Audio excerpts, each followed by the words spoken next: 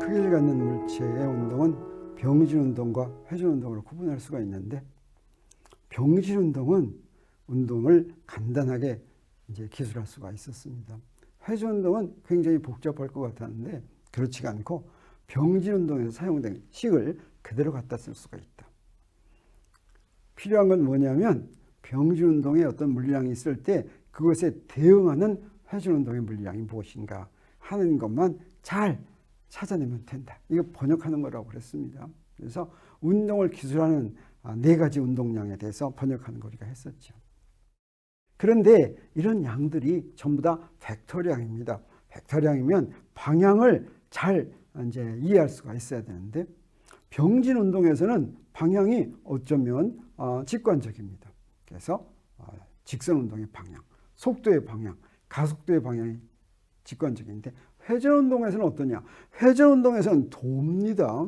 돈다는 건 방향이 어떻습니까? 계속 변하죠. 이렇게 계속 변하는 것을 기술하는 물리량의 방향이라고 얘기할 수가 없습니다.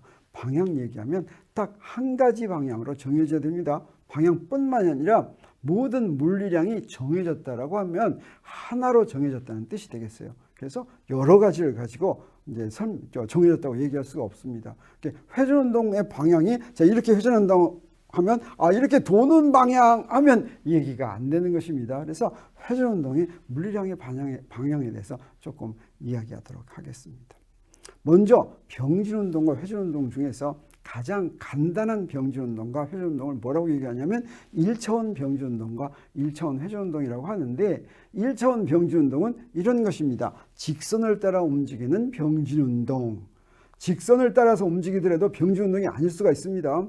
그 다음에 1차원 회전 운동은 어떠냐? 원을 따라 움직이는 회전 운동이 아닙니다. 그 경우에는 회전 운동은 크기를 갖는 물체가 있으면 그 중에서 물체 중에 일부분은 이동하지 않아야지 순수한 회전 운동입니다. 그런데 1차원 회전 운동은 회전축이 있는 경우입니다. 고정된 회전축 주위로 회전하는 운동. 그래서 물체 중에서 직선에 해당하는 부분이 몽땅 다 안 움직이는 겁니다. 이렇게 회전축이 고정됐을 때 이걸 1차원 회전 운동이라고 얘기합니다.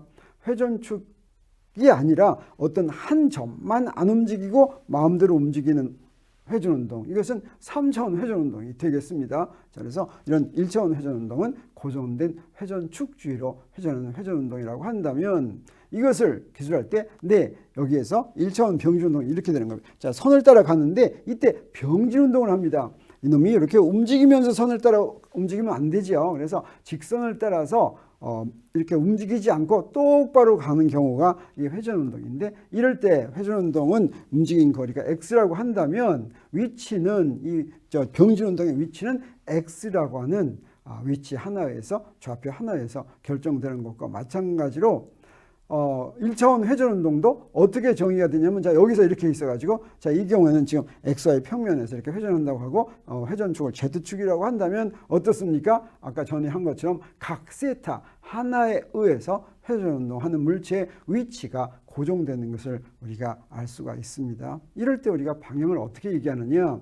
회전 운동 물리량의 방향은, 그런데 일반적으로 모든 회전 운동을 기술하는 물리량들, 여러 가지 물리량이 있을 때 그때 물체가 회전을 하는데 어떻게 기술이 되냐면 이렇게 기술합니다. 만약에 XY 평면에서 회전 운동을 이렇게 한다고 한다면, 이 경우에는 지금 XY 평면에서 위에서 볼 때 반시계 방향으로 이렇게 회전하면 무엇과 연관되냐면, 우리 이미 이거 3차원 좌표기 할 때 했습니다. 이렇게 회전하면 이 회전을 기술하는 방향을 딱 하나로 얘기하려면 이 면에 수직이어야지 되겠어요. 그래서 이 면의 수직인 방향은, XY 평면의 수직인 방향은 어떻습니까? Z축 방향이겠죠. 근데 수직인 방향은 플러스 Z축 방향이 있고 마이너스 Z축 방향이 있습니다. 이때 그 둘 중에 하나를 정해야 되는데, 하나는 어떻게 정하느냐? 오른나사 방법으로 정합니다. 이때 오른나사를 돌리면 어떻게 됩니까? 오른나사를 돌리면 그러면 위로 올라가죠. 그래서 이 경우에는 이런 회전의 방향은 어떤 거냐면 플러스 Z축 방향이다라고 이야기하는 것입니다. 그래서 회전과 연관될 때는 항상 오른 나사를 생각해야 되겠어요. 그리고 우리가 좌표기 할 때 어땠냐면 반드시 오른손 좌표기를 이용해야지 된다, 이런 이야기를 했었죠. 그 이유가 바로 뭐냐면, 자, 여기서 오른 나사로 벡터의 방향을 정했기 때문입니다. 그러면 병진 운동에서 사용되는 물리량과 회전 운동에서 사용되는 물리량의 방향을 조금 정리하면 이렇습니다. 1차원 병진 운동, 이것은 좌표축의 플러스 방향을 내가 정했다고. 좌표축이 하나 1차원이면 직선이죠. 직선 중에서 어떤 방향을 플러스 방향으로 내가 정했다고 한다면, 1차원 회전 운동은 그 플러스 방향을 어떻게 정하냐면 사실은 오른손 좌표의 세축 방향을 정해야지 됩니다. 그러면 1차원 회전 운동의 방향이 하나로 정해진 게 되는 겁니다. 그래서 이놈이 이렇게 움직였다면, 자, 플러스 X 방향으로 움직였다라고 하는 뭐냐? 이 X가 0보다 크면 플러스 X 방향으로 움직인 것이고, X가 0보다 작으면 마이너스 X 방향을 향한다라고 이야기할 수가 있겠습니다. 그리고 회전 운동의 경우에는 세 개의 좌표축 방향이 이렇게 딱 정해졌으면 여기서 이렇게, 자, 이렇게 회전을 XY 평면에서 회전을 했다면, 이때 세타가 0보다 크면, 이게 세타가 0보다 크면 플러스 Z 방향을 향하고, 세타가 0보다 작으면 그것은 마이너스 Z 방향을 향한다, 이런 의미가 되겠습니다. 그러면 이제 위치 X와 각 세타의 부호에 따라서 방향은 어떻게 되냐면, 우리 위치를 표시할 때 좌표축을 정해서 이렇게 좌표축을 정하고, 이렇게 X가 만약에 0보다 크다라고 한다면, 이렇게 X가 0보다 크다, 이건 무슨 얘기냐? 저기 기준점을 정했을 때 X가 0보다 크다는 건 저 기준점에서부터 플러스 방향에 있다라고 하는 뜻이 되겠어요. 이 경우는 어떻습니까? 원점의 오른쪽에 있다, 이런 이야기가 되겠습니다. 그리고 위치가 음수다, 0보다 작다고 하면 그 이야기는 뭐겠습니까? 원점의 왼쪽에 있다, 이런 이야기가 되겠어요. 그러면 우리 각의 경우에는 어떠냐? 각의 경우에는 우리 반시계 방향을 플러스 방향으로 정하기로 하겠어요. 우리 XY 평면을 그리고서, 그러면 어떠냐면, 자, 이렇게 XY 평면을 그렸을 때 반시계 방향을 플러스 방향으로 정했다고 하는 것은, 자, 위쪽을 플러스 Y 방향으로 정했다라고 하는 것이나 마찬가지입니다. 그래서 반시계 방향으로 정하는 게 플러스 방향이 되겠어요. 이거는 벡터 방향으로 하면 어떻게 됩니까? 그러면 플러스 Z축 방향이 되죠. 그러면 자, 이렇게 세타가 0보다 큰 숫자로 회전을 했으면 어떻게 됩니까? 그러면 세타가 0보다 크다면 이거는 X축에서, 기준이 X축이니까 병진 운동에서 기준이 원점이라면 회전 운동에서 기준 X축입니다. X축에서 반시계 방향 쪽으로 갔다라고 하는 이야기가 되겠습니다. 그리고 세타가 0보다 작다고 한다면 그럼 이건 무슨 얘기예요? X축에서부터 시계 방향으로 갔다, 이런 이야기가 되겠어요. 그러면 그 다음에 변위가 있죠. 자, 변위 델타 X와 델타 세타의 부호와 방향을 보겠습니다. 변위 델타 X는 우리가 이미 잘 아는 것입니다. 자, 이제 오른쪽을 플러스 방향으로 정했어요. 자, 이렇게 플러스 X축으로 이렇게 정했습니다. 그러면 이때 변위가 0보다 크다고 한다면 이때 변위는 이제 원점 더 이상 생각할 필요가 없습니다. 원점을 생각하는 건 위치에서만 그랬어요. 자, 변위에서는 이제 원점 생각할 필요가 없이 델타 X가 0보다 크다는 것은 나중 위치가 처음 위치보다 더 크다, 이런 뜻이 되겠어요. 그래서 델타 X가 0이라고 하는 것은 오른쪽으로 이동한다. 오른쪽을 우리가 플러스 방향으로 정했으니까.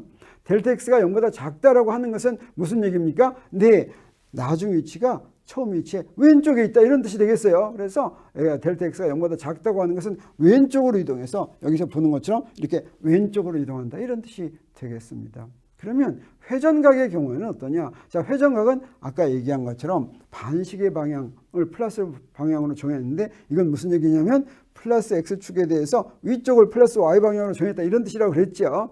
자, 그럼 이때 세타가 0보다 크다라고 하는 것은 무슨 얘기냐? 세타가 0보다 크다라고 하는 것은 어떤 것입니까? 네, 위쪽으로 회전했다, 이런 뜻이 되겠죠. 그래서 X축에 대해서 반시계 방향으로 이렇게 돌았다라고 하는 이야기가 되겠습니다. 그리고 델타 세타가 0보다 작다라고 하면, 이 작다라고 하는 건 뭐예요? X축을 기준으로 해서가 아니라, X축 꼭 기준하지 않아도 좋습니다. 나중 각이 처음 각보다 더 작다, 이런 뜻이 되겠어요. 그래서 X축에서 시계 방향으로 회전했다. 꼭 X축에서가 아니라 어떤 데서든지 시계 방향으로 회전했다, 이런 이야기가 되겠습니다.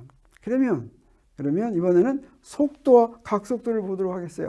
자, 이것은 속도와 각속도는 전부 다 변위를 또는 회전각을 델타 t로 나눈 것인데 델타 t는 이거는 항상 0보다 큰 그런 스칼라형이죠. 그래서 아까 변이와 회전각 할 때와 똑같은 내용이 되겠어요. 속도의 부의 경우는 오른쪽을 플러스 방향으로 정했다면 어떻게 되냐. 자, 그러면 속도가 0보다 크다라고 하는 것은 이놈이 어디로 움직이고 있다는 얘기입니까? 속도가 0보다 크다는 건 오른쪽으로 움직인다는 것입니다. 그래서 이쪽으로 가고 있다는 얘기가 되겠죠. 네, 속도가 0보다 작다는 건 어떻게 되겠어요? 자, 이것은 왼쪽으로 움직여서 자, 이렇게 가고 있다라고 하는 뜻이 되겠습니다. 그러면 각속도도 아까 마찬가지가 되겠어요. 각속도도 반시계 방향을 플러스 방향으로 정했습니다. 위쪽을 플러스 Y 방향으로 정한 거예요. 그래서 이렇게 정했을 때 각속도가 0보다 크다라고 하는 건 어떻습니까? 전체적으로 각속도가 0보다 크면 이건 어떻습니까? 반시계 방향으로 지금 회전한다 이런 뜻이 되겠습니다. 그래서 이렇게 돈다는 뜻이 되겠어요. 지금 어디서나 반시계 방향으로 회전하면 이것은 오메가가 0보다 크겠습니다. 그리고 오메가가 0보다 작다면 어떻게 돼요? 각속도가 0보다 작다면 그러면 시계 방향으로 회전한다. 그래서 어디서나 이렇게 시계 방향으로 회전한다. 이런 이야기가 되겠습니다. 마지막으로 가속도를 한번 보도록 하겠어요. 가속도는 조금 복잡합니다. 사실은 왜 그러냐면 가속도는 속도의 변화량이었어요. 이게 어떤 방향으로 움직이는지는 움직이는 방향 또는 회전하는 방향은 속도 또는 각속도에 의해서 결정이 되죠. 그래서 가속도를 얘기할 때는 자 이래야 됩니다. 먼저 오른쪽을 플러스 방향으로 했다라고 한다면 가속도의 경우에는 두 가지 방향도 같이 움직이는 방향도 같이 줘야 되니까 속도와 가속도를 같이 줘야 됩니다. 그래서 속도가 0보다 크고 가속도가 0보다 크면 무슨 얘기입니까? 그러면 속도가 0보다 크다는 데서부터 이거 오른쪽으로 움직인다는 거 압니다. 가속도가 0보다 크다는 데서 점점 더 빨리 움직인다는 거 압니다. 그런데 속도는 0보다 크고 가속도가 0보다 작으면 움직이긴 오른쪽으로 움직입니다. 근데 점점 느리게 움직인다는 뜻이 되겠습니다. 이것을 그대로 회전운동으로 번역하면 어떻게 되냐면 각가속도가 있는데 자, 아까 얘기한 것처럼 반시계 방향을 플러스 방향으로 정하면 네, 각속도가 0보다 크고 각가속도가 0보다 크다고 하면 어떻게 되겠습니까? 네, 이거 반시계 방향으로 움직이는데 점점 더 빠르게 회전하는 것이죠. 근데 각속도는 0보다 큰데 각가속도가 0보다 작으면 반시계 방향으로 움직이는데 점점 느리게 회전하는 것입니다. 그럼 이번에는 자 속도가 0보다 작은 경우를 보도록 하겠어요. 속도는 0보다 작은데 가속도는 0보다 크면 근데 이거는 처음에 왼쪽으로 움직이고 있죠. 왼쪽으로 움직이는데 가속도가 0보다 크다고 하면 이건 점점 느리게 움직이는 것입니다. 그리고 속도는 0보다 작고 가속도도 0보다 작으면 왼쪽으로 움직이면서 점점 더 빠르게 움직이는 것입니다. 이걸 그대로 회전운동에다가 이제 번역할 것 같으면 네, 각속도가 0보다 작고 각가속도가 0보다 크면 시계 방향으로 점점 각속도가 0보다 작으니까 시계 방향으로 움직이는 거죠. 근데 가속도가 0보다 크면 점점 더 느리게 회전하는 게 됩니다. 그리고 둘 다 0보다 작으면 시계 방향으로 움직이면서 점점 더 빨리 움직이는 것입니다. 그래서 가속도에 대해서 각가속도에 대해서 이제 잘 이해했는지를 한번 문제 하나 가지고 보도록 하겠어요. XY 평면에서 회전하는 게 YZ 평면에서 이렇게 회전한다고 하겠어요. 이렇게 회전할 때 이때 각가속 점점 더 느리게 회전합니다. 더 느리는데 각가속도의 크기는 3라디안/세컨드 제곱이라면 그러면 이때 이것을 벡터적으로 표현하면 이 중에서 각가속도를 표현한 게 어떤 게 맞겠습니까? 네, 크기는 3라디안/세컨드 제곱이겠죠. 자, 그런데 방향이 문제입니다. 이때 이 방향이 어떤 방향이 될까? 이게 회전하는 게 이렇게 회전하니까 이거의 회전하는 방향은 X 방향인 걸 우리가 알 수가 있겠습니다. 근데 문제는 뭐냐면 플러스 X 방향인지 마이너스 X 방향인지 이렇게 하는 거예요. 자, 지금 움직이는 속도가 어떻습니까? 속도가 플러스 X 방향이죠. 근데 점점 어떤다고 그랬습니까? 느리게 회전한다고 그랬어요. 그러면 어떻게 되겠어요? 가속도는 마이너스 X 방향이 되겠습니다. 그래서 두 번째 마이너스 3라디안/세컨드 제곱의 X 햇 이게 맞는 답이 되겠습니다. 여러분 많이 맞췄습니까? 이제 정리할 것 같으면 어떻습니까? 회전운동을 기사하는 벡터인 물량의 방향은 회전면에서 회전 방향으로 오른나사를 돌릴 때 나사가 진행하는 방향입니다. 지금 우리가 회전각, 각속도, 각가속도에 대해서만 이야기했지만 다른 회전에 관한 물량도 전부 다 이 오른나사를 이용해서 방향을 결정합니다.